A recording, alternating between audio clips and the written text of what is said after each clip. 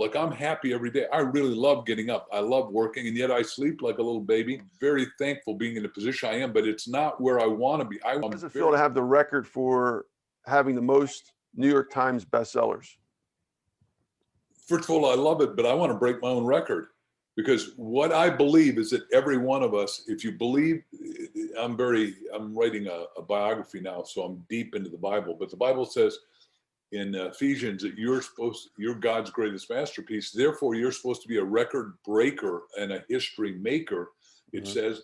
So I said, well, wait a second. If that's true, yes, I've broken a record. And a lot of people, people who aren't at the same vibration as I am, or the same frequency, and willing to modulate their frequency and keep changing and get better, say, well, why don't you retire? You got enough money.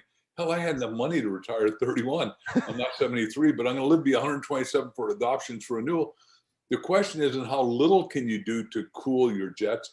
It's how much can you do, because self-esteem, self-confidence, self-image, self-awareness comes inside out, recognizing what your potential is, and recognize your potential in every area so that you multiply it and magnetize it and magnify it and fulfill it, so you're thrilled. Like, I'm happy every day. I really love getting up. I love working, and yet I sleep like a little baby, as does my wife. And we have, forgive me for bragging one more time, but we got 5 kids and 6 grandkids, and we love them, and luckily they love us.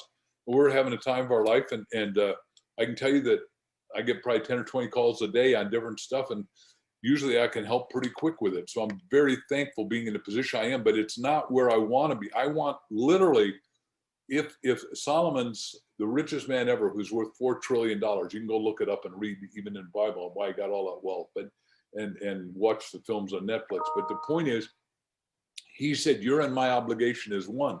Be an influence. If you cut the mustard like we both have, you got to be, Psalm 72, be an influencer of influencers. I don't know if you know the line, but isn't that impactful? Your job isn't done, because you're here to be an influencer of influencers. And I would add just one word that Solomon didn't, and that is be a positive influencer of influencers. Yeah, exactly. Right. Like, we have a lot of influencers out there. How many of them are actually heading in the right direction for the world? I think Solomon would let me do that edit. I wasn't there to edit him 6,000 years ago, but I think he'd accept that.